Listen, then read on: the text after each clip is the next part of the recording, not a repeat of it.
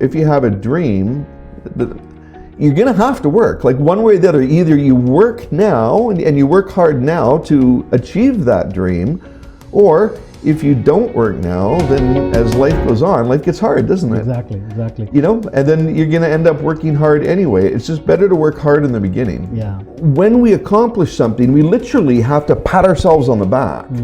Because when we do pat ourselves on the back, if we envision, I did a good job, then the brain is going to release certain drugs whereby we feel a sense of accomplishment, and then we feel good about ourselves, keep chasing the almighty buck at the expense of way more important things. And maybe it takes us a while to figure out that they're way more important, but ultimately we're going to. And if we figure it out too late, we might have a whole bunch of money, but we've lost everything else that would be of value.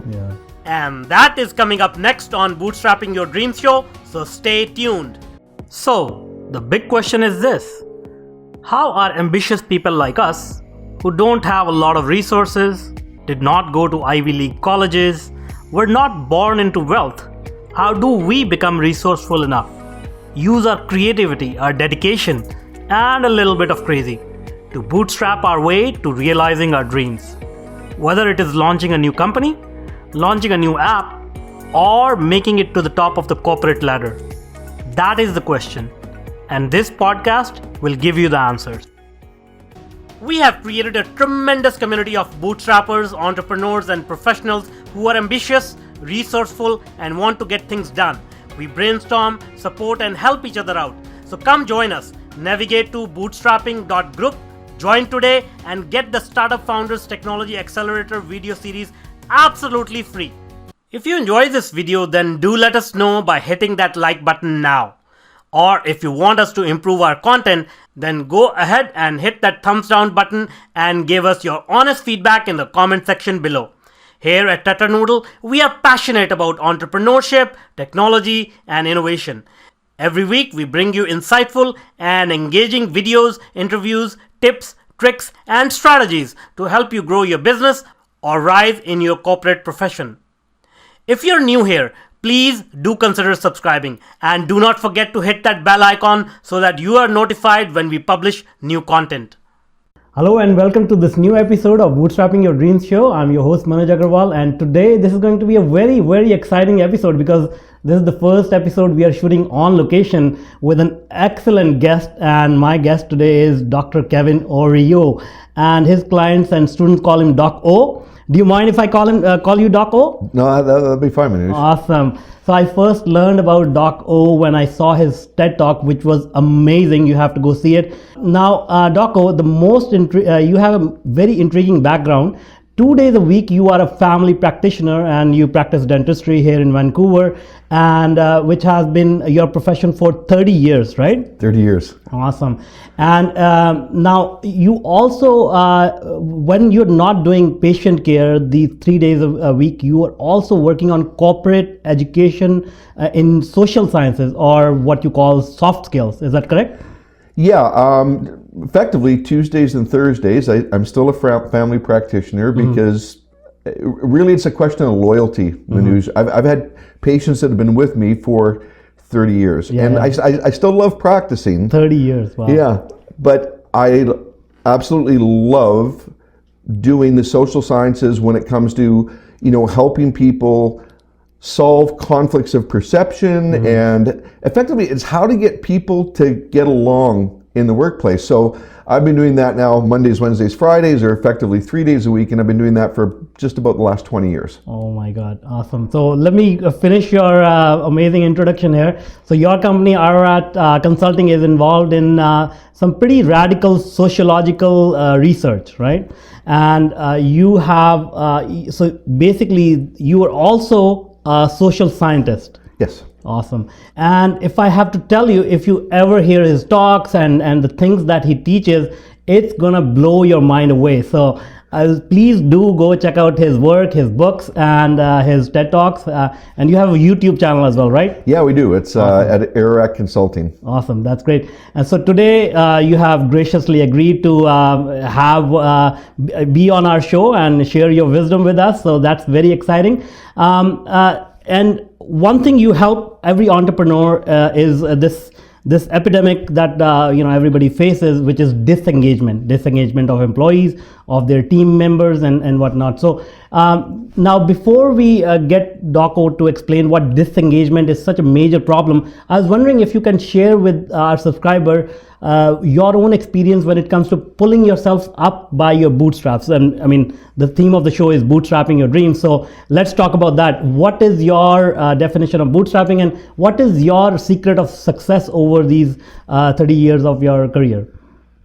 You don't start with easy questions, do you, Manuj? Well, first of all, thank you for having me on your show. What I've really got to appreciate is how you've pulled yourself up by your bootstraps. Now, of course, you came here from India as an immigrant 20 years ago. I was born and raised here, but I didn't have a silver spoon in my mouth. Yeah. My parents were, middle class, maybe on the lower end of middle class. So everything that I've, succeeded at, if you want to call it that, I've had to work for. So that's why I think this show I'm really excited to be on this show, because I think that maybe the secret to success is that if someone's got an idea, if someone's got a passion, if somebody thinks, man, I could be my own boss and I could really make a difference and I could, grow this company. It's going to be wonderful. Yeah. People believe that dream, but to fulfill the dream, maybe the secret to success is that opportunity comes disguised as work. Yeah, that's true. So listening to your background, like when you worked in that foundry for all those years, I had a couple of similar types of jobs. When I was paying my way through university, I was working in people's attics, blowing in insulation. This is in the prairies when it's 110 degrees outside, and the humidity in these enclosed spaces was like 100%. And this really itchy material is sticking to every millimeter of exposed skin. And let me tell you, those were hard jobs, but that's one of the ways that I earned the tuition to go to school. Also, while I was going to school, I had a job in Winnipeg at the Winnipeg Free Press. That's like the Vancouver Sun here. But I'd have to start at 3 o'clock in the morning on a Saturday morning, and the printing presses would be spitting 250,000 newspapers like fast down these conveyor belts, and we had to manually insert the colored comics at a really fast rate, so that when you got your paper, you had the funny papers, right? You had the comics with it.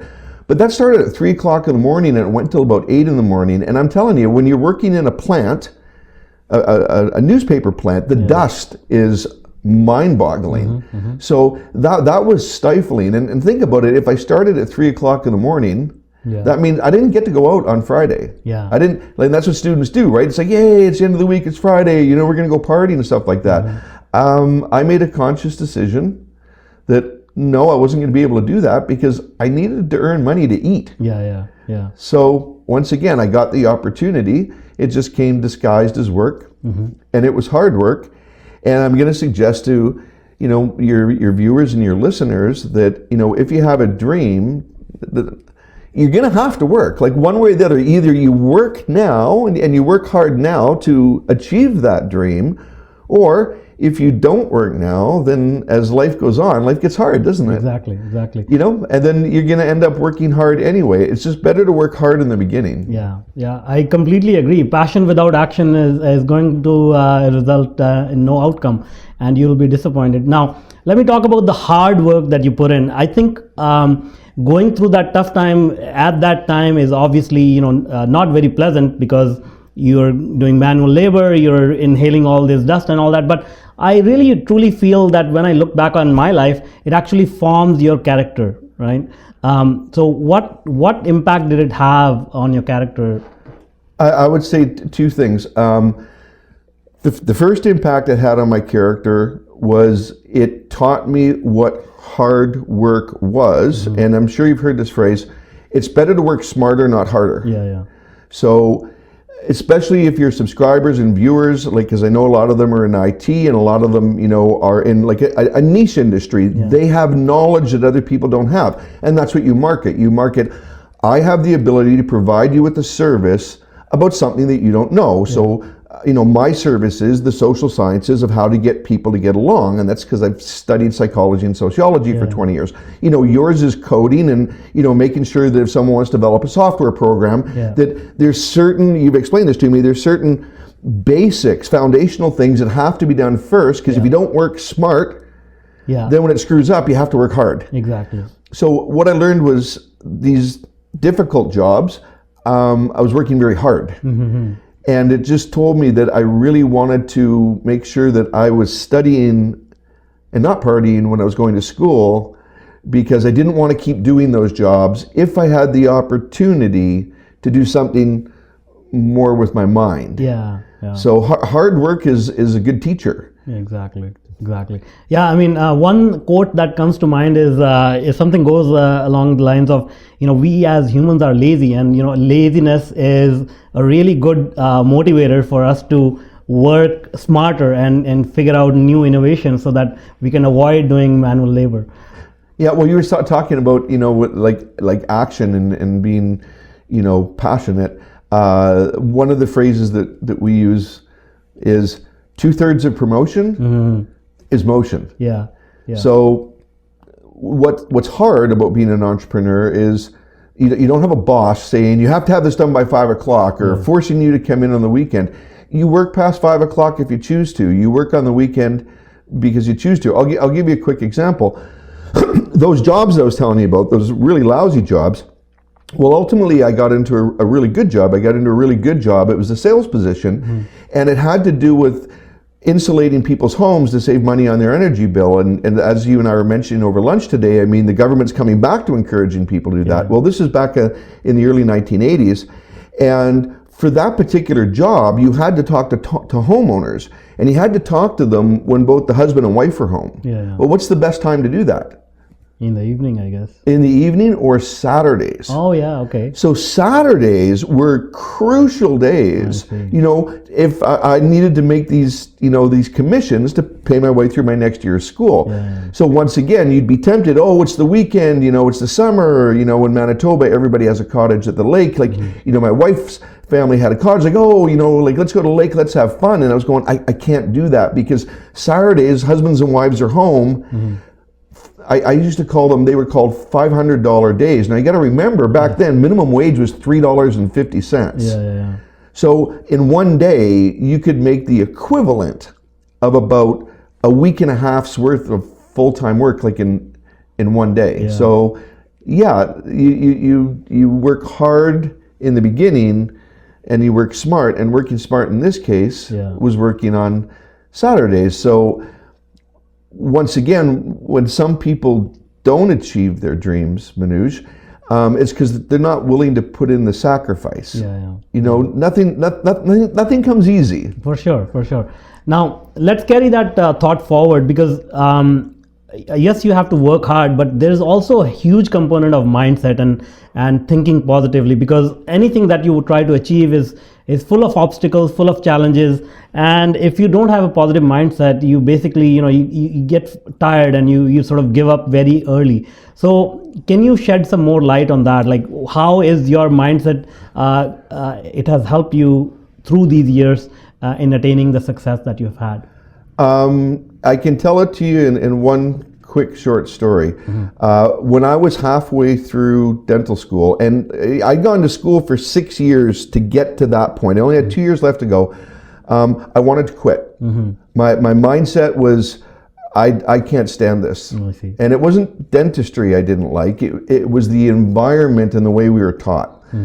So it was my birthday. And on my birthday, the medical students, dental students, we had our own psychiatrist. So the University of Manitoba had one psychiatrist for 25,000 students, but the medical and dental students, we had one psychiatrist of our own for only 500. And I went to her office and I said, I want to quit. And she said, why do you want to quit? And I said, because it's my birthday and that's my birthday present to myself. I see. So what she did is she helped me analyze where in my mindset I was prepared to give up. And then she helped me change that mindset. Now, here's the thing. It's how she did it. Because the first 2 years of dentistry and medicine at the University of Manitoba, it was the same courses. So, I mean, we have a DMD. So I'm a medical doctor with the dental specialty. You get that? Yeah. So taking 2 years of medicine, and we took all this neuroanatomy. So, and she's a psychiatrist, and they deal with, the brain, right, and the way people think. So she walked me through the different biochemicals that the brain produces that I had to study, except now I'm applying that knowledge to my own life. And there's effectively 4 positive mindset drugs, if you want to call it that. And I won't bore you with all the details because we've only got a short period of time, but there's serotonin, a dopamine, something called endogenous endorphins, and then probably the most important one, at least from the social sciences, is oxytocin. So effectively, all of these drugs affect the way we feel about ourselves. And honestly, Manuj, they're drugs, They work on the brain and the body the same way that caffeine does, cocaine does, crystal meth, like all of these things. See, when people take drugs, they're taking drugs to get a certain feeling, okay? Yeah. Well, the brain naturally produces those drugs. Yeah. So if I'm feeling despondent, or if I'm feeling depressed, it's because I've got a lack of certain drugs happening. What the psychiatrist did is she put me in a position to effectively experience victories. And when you have a victory, you feel good about yourself. And when you feel good about yourself, then even though your situation is difficult or challenging, you say, well, I can deal with the difficulties. I'm up to the challenge. But if you don't have these drugs working in your body, then you're just going to give in to the despondency and you become lazy or apathetic. And, especially with the young adults today, I mean, the clinical studies show that, over 25% of young adults have true clinical signs of depression. Wow. So the thing is, how do you change your mindset? You apply a medical approach to a social problem, and that's what my TED Talk was about. Yeah. So one of the things I think everybody would benefit from is learning how do these, feel-good drugs that the body naturally produces, what can we do to activate them? So for example, if I give your viewers, just one thing to bear in mind, it's okay from time to time to beat yourself up a little bit, let's say, because you go, oh, I wasted that whole afternoon. I could have been more productive. Yeah, do that, but then envision that's not going to happen in the future. In other words, you don't let it get you down. But by the same token, if you say, I'm going to put a little bit of extra effort today, I'm going to put in this extra evening or this whole weekend working towards building my own business so I can get away from this job that I'm in, let's say, to run my own business. That's my dream, remember? Then when we accomplish something, we literally have to pat ourselves on the back. Because when we do pat ourselves on the back, if we envision I did a good job, then the brain is going to release certain drugs whereby we feel a sense of accomplishment, and then we feel good about ourselves. And there's actually this feedback mechanism, this biofeedback mechanism, where these drugs keep getting released the more we reinforce the positive. So although, yes, we can say, oh, I really wasted that weekend, or I really, I sat around gaming all evening, or I sat around, watching Netflix and I really should have got this done. Okay, fine. Spank yourself, chastise yourself, beat yourself up a little bit, but just a little bit, but say, I'm going to be different, and envision yourself being different, because that'll give you that inner motivation to now apply yourself in the next opportunity. And when you do, I call it celebrate the victories. And when you celebrate the victories and your body releases these drugs, your brain releases these drugs, you're going to feel good. You'll feel good about yourself. And you know what you end up doing? You say, I want that feeling again. Yeah. So we're not thinking neurophysiology, we're not thinking biochemistry, we're just thinking, well, that felt really good, and I wanted to do something again that makes me feel good. But the more we understand how these drugs work, the more we can actually position ourselves to have that happen. And that's what changes our mindset. That's awesome. That's great tip. And coming from a scientist and a doctor, I mean, this is no, spiritual mumbo jumbo. This is science. So thanks a lot. Now, you've had an amazing dentistry practice as well. I believe it's among top 1% in Canada, is it? Yeah, and I'm thankful. The practice itself, it's not some huge conglomerate. So we're not talking about we do more fillings or more caps or more root canals than anybody else. The top 1% is, it's our efficiency. And this is something, we were talking about work smarter, not harder. So let's say you and I own a business together, and let's say that we're working 16, 18 hours a day, 6 days a week, and then we're still working the 7th day for maybe only 8 hours. And at the end of the year, like let's say for argument's sake, we make $100,000. Well, we can say, well, good for us, we make $100,000.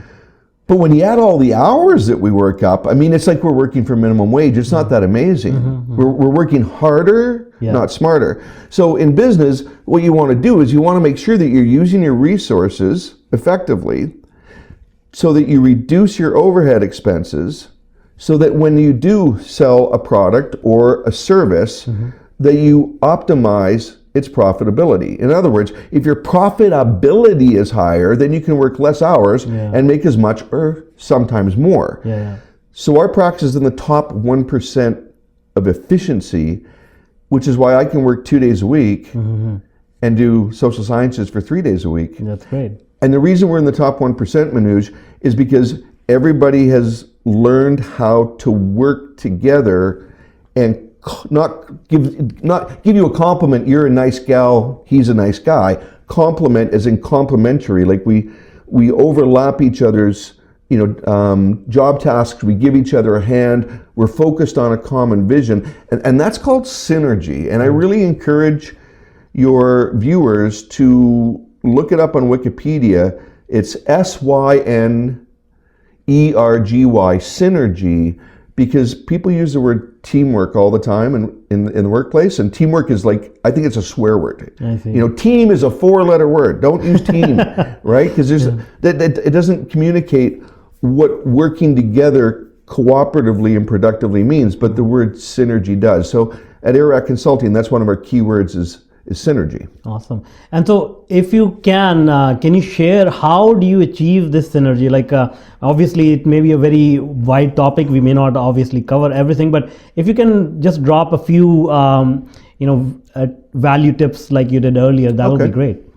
I think probably the most valuable tip that I could leave is that, when we're young and we're all ambitious and we want to make our mark in the world, and that's usually entrepreneurial when you will work hard because you want to achieve something, and that's okay. I think our goals are the wrong goals. So you and I have discussed this at great lengths. When we're younger, we pursue money. Like it's a metric, right? Like, oh, I'm making this much money, I must be successful.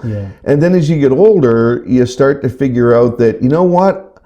I compromised opportunity for things that were more important than money in exchange for money. So when people are getting old and they're sick, their money can't buy them health. If people are old and they don't have any relationships, they've ostracized themselves, say, from their family, well, money doesn't buy relationship. So health is important, relationship is important. Now, you and I have gone through personal journeys that we've talked about where we've figured that out, like we're calling them like epiphanies. I would say to your viewers and your listeners that you need to sit down with yourself and ask this very important question. If I died tomorrow, and if I had a gravestone, and if someone had to describe in my epitaph this short little succinct thought as to what Kevin's life was about or what Manuj's life was about, what do I want to be remembered for? Because I've never seen a gravestone where it says, wow, he sure made a lot of money, and everybody hated him. Never seen that. So we have to figure out what's important, and then we have to determine where does financial achievement or financial stability end to the point that we stop working for the almighty dollar because we need to balance things that are more important. Because I'm older. Listen to this, okay? Manuj will tell you this. If you pursue dollars are not satisfying. You might feel that, yes, I reached a goal, but that goal doesn't make you feel good for very long. And money, as the saying goes, doesn't buy happiness. So if I was to crystallize this, it would be this. Ask yourself, what's it going to take for me to be content? Because when I do training programs, and if I'm doing training programs with a bunch of business leaders, like they're not from one company, they're from a bunch of companies, and I'm a keynote speaker, I would say, if I could teach you how to get all of your people to work together better and not have stress, which is key, and they're going to be more productive, and now your company's making more money, and wouldn't that be marvelous? Because that's the number one complaint. How do I get everybody to work together? How do I get them on the same page? How do I just get them to get along? And usually business owners are thinking that because they're thinking that's going to make the company, yes, more productive, and they can make more profit. So then I say to the audience, I want you to take the green sheet that's in your workbook that you were given for this training program, and it says, how much more money do I want to make? So find that green sheet, which I can find in an instant, and I'll give you 60 seconds, go. And it's really interesting to watch them, because they'll all tell you that, yes, I want to make more money, but when you ask them to put a metric to it, a quantitative measurement, they go, and they're like this. Yeah. So when the 60 seconds are up, I say, by a show of hands, how many of you either put down a percentage, like you'd like to make 20% more, 30% more, whatever. How many of you put a dollar figure? I'd like to make 100,000 more or 1,000,000 more, like a specific percentage or dollar figure. And very few people do, because they can't answer the question. Yeah. So I show them my next slide. I say, how about this for an answer? And Manuj, the next slide says, how much more do I want to make? Just a little bit more. And they say to the audience, by a show of hands, how many of you say, yeah, that's what I had in mind? And almost all the hands go up. Yeah. So it doesn't sound too bad, right? They're not greedy. They just want a little bit more. Well, this is what we're talking about. You have to figure out what it is to be content. Yeah. And you have to figure out that money is not the object. Because if I say to myself, I just want a little bit more, when do I ever arrive there? Yeah. And we don't.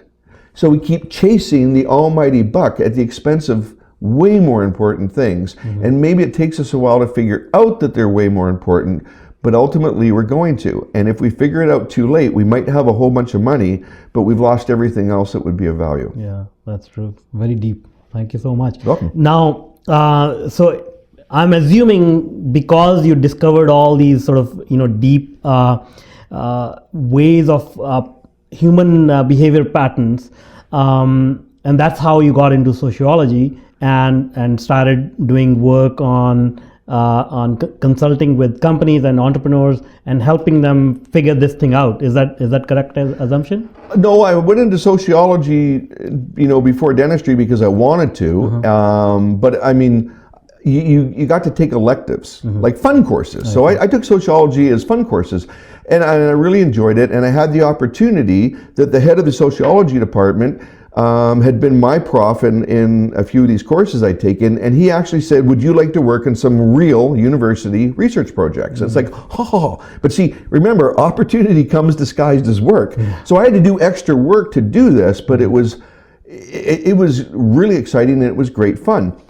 And after being involved with a couple of these, then they gave me the opportunity to design my own research project. So I did this out of the University of Winnipeg, and I did this sociological study about how divorce mindsets change as people go from rural communities where everybody knows each other to an urban community where you can kind of get lost. And how does that affect the stigma of divorce, and how does it change? Well, of course, not surprisingly, the data showed us that as people moved more into an urban situation, divorce rates went up, because when you're not in community, people don't help you out. When you're not in community, you don't suffer from the stigma. So that's kind of where it started. After I finished dental school, I was actually invited to do some of this type of research for the simple reason that If you're in medicine, you speak medical ease. And if you're in engineering, you speak engineering ease. And you're a techie, right? You're a tech guy, tech guru. And you speak tech ease, right? Well, I spoke the medical ease or the dental ease.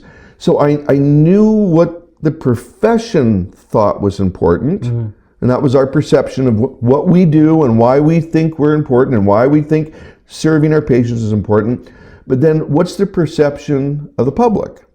Well, the perception of the public is they hate going to the dentist. And you know, I heard this so many times in my first 5 years of practice. Like they'd say, "Hey, Dr. Manuj, don't take this personally, but I hate you."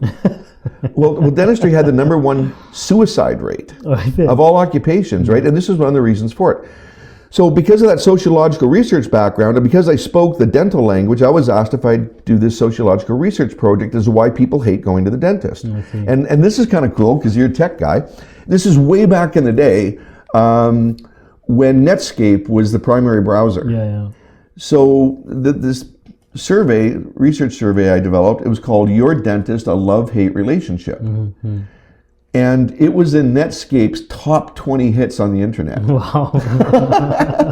Isn't that crazy? Yeah. And now, I mean, nobody would ever fill the survey out now because it took people like 45 minutes to fill it out. But the internet was so novel, so exciting that people would go, "Oh, that sounds neat. You're a dentist, a love-hate relationship." And they click.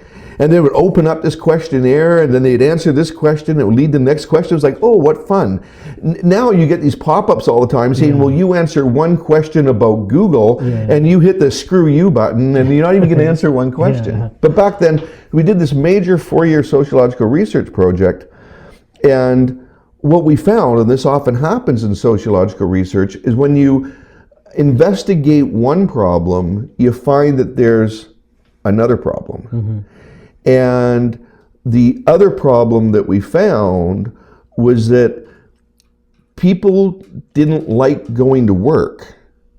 So as much as people don't like going to the dentist, well, some dentists, because of this negative, you know, influence coming at them, they didn't like going to their clinics. And so let's face it, if you're my patient, okay, and I come in and I've got a needle in my hand and you say, "Hey, DocKO, how are you doing?" And I go, "Crappy, Manuj, I hate my job, open wide." You're gonna go, "I'll come back another time," right?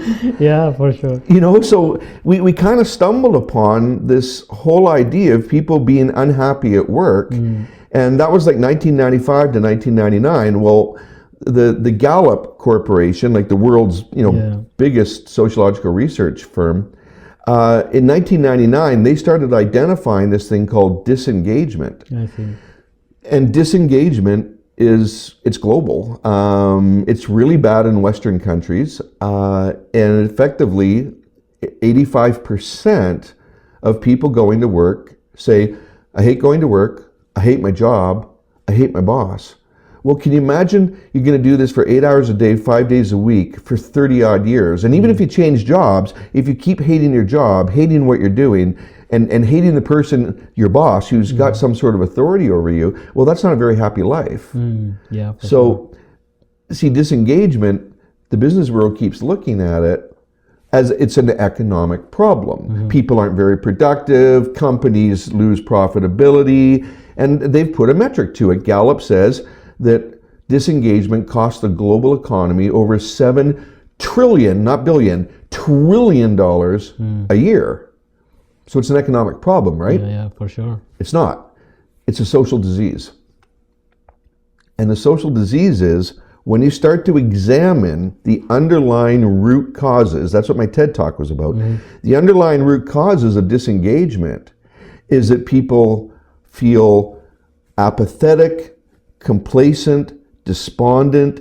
These are all mental and emotional conditions, and they have an external manifestation. And the external manifestation is, I don't care about work. Well, if you don't care about work, then you're unhappy. If enough of us don't care about work, then, well, I mean, you're from India. You know, my wife's been to India. We just got back from a missions trip in the Philippines for 3 weeks. There are other countries where people are motivated to work hard, if for no other reason they have to survive. And here in North America or other Western countries, first world countries, if you want to talk about that, if we can live in mom and dad's basement, let's say, if we don't have to have a job because somebody else is going to provide us with money, ultimately our economies are going to suffer. So here's a big complaint that you hear about is, oh, well, these companies, they ship all these jobs overseas. Well, they ship them overseas because nobody wants to do them here. I see. So as we continue to outsource jobs, after a while, it's going to come to a tipping point where we become a second world country. I see. Does that make sense? It does. And so we got to defeat this disengagement. yeah. And I think that the way to defeat disengagement is to recognize it's a social disease as to how people mentally think, emotionally feel, and spiritually, whether they have a bond of faith and trust that their company actually cares for them as people. Because if you're my boss and I think you don't give a rip about me, then why should I give a rip about you? Yeah. We were talking about that at lunch. It's the rule of reciprocity. Exactly. And this is something that, we can go back to the Babylonian dynasty to, 2000 BC. The rule of reciprocity is a social norm. It's established. So we need to care for each other. And all too often, in the corporate sense, it's all about profit. And I don't think it's about profit. I think it's about people. Yeah, that's true. So we have a lot of entrepreneurs. Some of them are aspiring entrepreneurs. Some of them are sort of early in their journey, and some are established as well. What advice can you give them in terms of how they build their teams, how they manage their people, and how they bring about synergies in their companies? Well, earlier on we were talking about if we chase the almighty buck, that's a dead end. That's a dead end road. Yeah. And they don't have to listen to me or listen to you. They're going to find out for themselves. Yeah. You and I just know that to be true, and so do so many others. And the studies all prove that too. Money doesn't buy happiness. That's why that phrase is so universal. So as far as building a team or working with other people, you could be amazing at IT. I could be amazing as a landscaper or making pizza or, any other business. So when we're good at a business and we start to, and we work hard at it and we start to be successful, after a while we have to hire other people because the company grows, right? Yeah. Well, it doesn't matter if you're a landscaper, IT, a surgeon, pizzeria. We're never trained in how to deal with the complexities of group dynamics.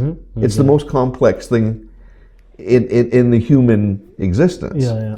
So what I would say to the viewers is, your people are your most valuable resource. You can't do whatever you do without them.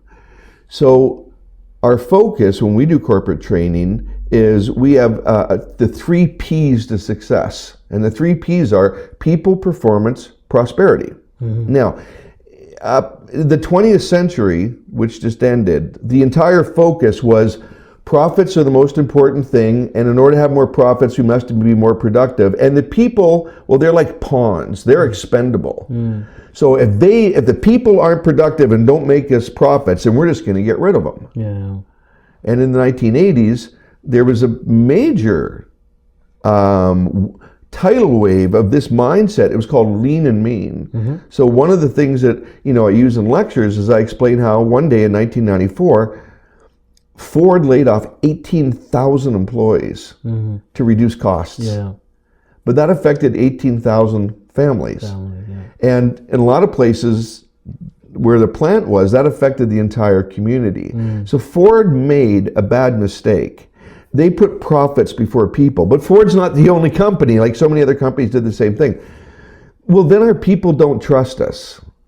Yeah. So people from my generation that had maybe worked for a job, Manuj, for 20 years, and suddenly they got a pink slip and suddenly they're laid off, and maybe they're, in their late 30s or middle 40s, and now they're competing against kids right out of university. They're only 22. And the company's lean and mean, wanting to reduce expenses. Well, they'd hire a new person right out of school for less than this other person who's experienced. Well, then that led to serious despondency and depression. But here's the key. Their children were watching this. Their children saw mommy or, mostly daddy not be able to get another job, and he's at home and he's sad. Like they wouldn't say he's despondent, but daddy's sad. Sad dad. Why is dad sad? And they would hear the reason. Because the company, whatever that meant to some 8-year-old or 5-year-old, said they didn't want daddy anymore. Well, to a child, your mom or your dad is super important. Especially, if it's dad, like daddy's like a hero. And, at least at that age. So why would the company get rid of somebody like my daddy who's a hero? So these kids learned, and this is the millennials now. As the millennials through their childhood, they learned you can't trust the corporate world because the corporate world cares more about profits than people. So at Aararat, we call that old world thinking.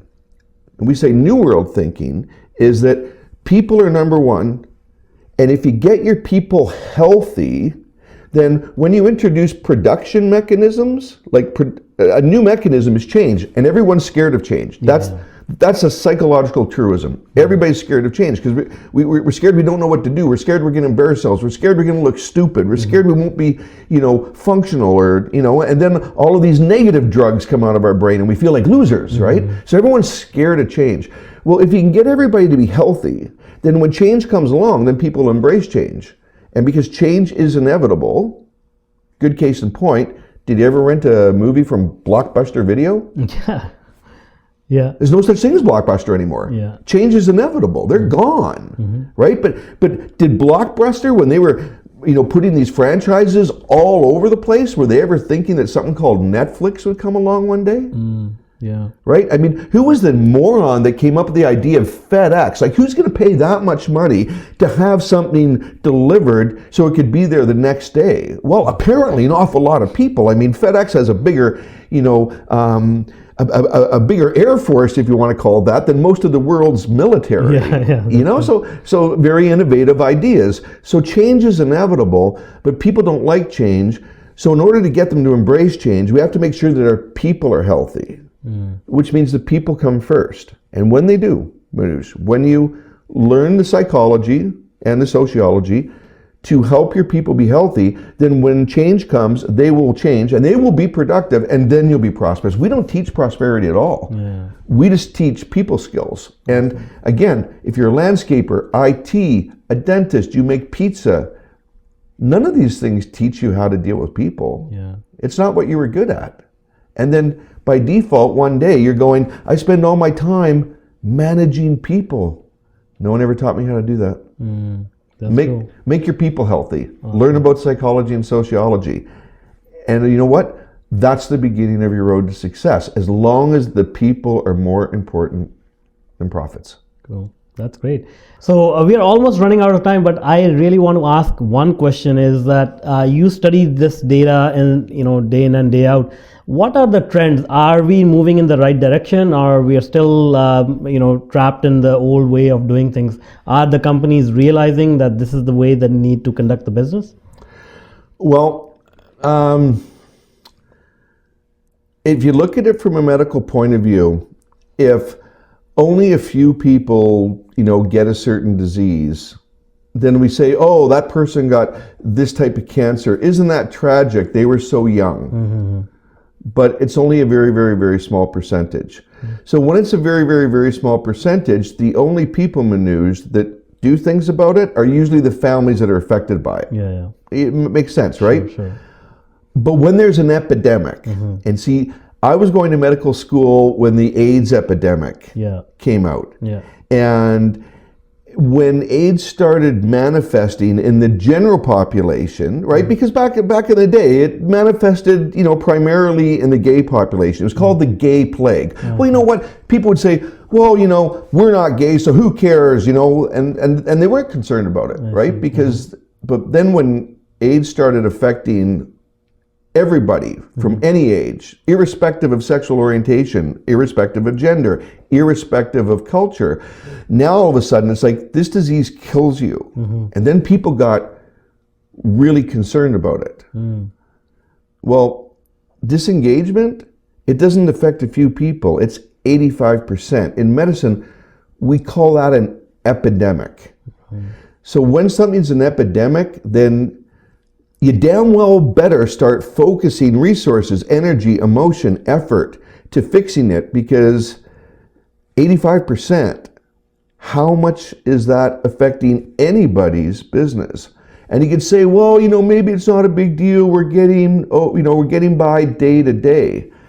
Well, you and I both know enough about economics that these downturns, they happen on average every 7 years. Yeah. The last downturn, the crash 2008, that was catastrophic. We almost had our entire socio-economic system collapse. If it wasn't for, countries, pumping in these hundreds of billions of dollars for quantitative easing, we probably would have seen something terribly catastrophic. And yet it was catastrophic. My son was 19 years old when this thing happened. And he and his buddies went for years without gainful employment, like years. Yeah. Okay, so we've come out the other end, right? Because let's face it, that was like 11 years ago. Yeah. But they happen every 7 years. Yeah. So sooner or later, another one's coming. And probably sooner rather than later. So if 85% of employees are disengaged right now, and that's an epidemic, then these companies, remember in the TED Talk, as I was saying, corporation comes from the root word corpus or body. Well, the body's not healthy. So when there's a downturn, the body dies. We're going to see so many businesses go out of business. And the ones that do are going to be the ones that didn't see the writing on the wall and didn't understand that I could have invested in trying to cure something that I already knew was an epidemic. Yeah. So is the trend reversing? There's no hard data on that, but when something affects 85% of a population, it doesn't matter if it's increasing a little bit per year. Something drastic has to be done. And if we don't do something drastic in the next economic downturn, well, the companies that go out of business will wish they did. Oh, well, there you have it. Well, if you're running a business or thinking about running a business, so you better take note and put people first, which is the key to success. So unfortunately, that's all the time we had. It's such a, it was such a fascinating conversation. I didn't even realize we went way over time. But I would love to have you back on the show and talk about some other interesting topics if you can. That'd be great. Awesome. Now, before I let you go, can you tell people how they can reach out to you? Well, our research company and our training company is called Aararat Consulting. So I'm sure it'll be the notes at the end, but it's AARARAT Consulting. We have a YouTube channel. My name's Kevin Orieux, but it's probably harder to spell Orieux than it is to spell Aararat. But it'll be in your notes at the end. They can find some really good training videos that identify disengagement. We have a 9-part series on defeating disengagement. We have one that we're really excited about. It's why do baby boomers and millennials fight with each other? It's because of sociological conditioning. And we didn't talk about this very much, but I mean, millennials and the ones, younger than them, and we'll do this at the next, I'd be happy to come back, Manuj, we can do this at the next one, but they comprise about 40% of the workforce right now. They have a different mindset, and you and I are big into mindsets. Yeah. They have a different mindset. So if the people that are running companies now can't figure out how that mindset functions and what its priorities are, those are the companies that are going to go under. So anyway, you can Google my name. You can look up Aararat Consulting. Great. Thank you so much. Thank you. Thank you. And that's all for now. Until next time. Now, if you're an entrepreneur or a career professional, then I invite you to join our growing community. Navigate to bootstrapping.group. As a welcome bonus, you will get the Startup Founders Technology Accelerator video series and Mastering Your Inner Game video series absolutely free. This series of short videos address some core issues which are instrumental in helping you move forward in your business or career. The videos are yours to view and share for free. No obligations or strings attached, except for one. You have to take action and implement it. So join us today. Navigate to bootstrapping.group. If you want more engaging videos and insightful interviews with industry's thought leaders, then check out the other videos we have picked for you. The link is right there. And if you want to be notified about our new content, please do consider subscribing to our channel.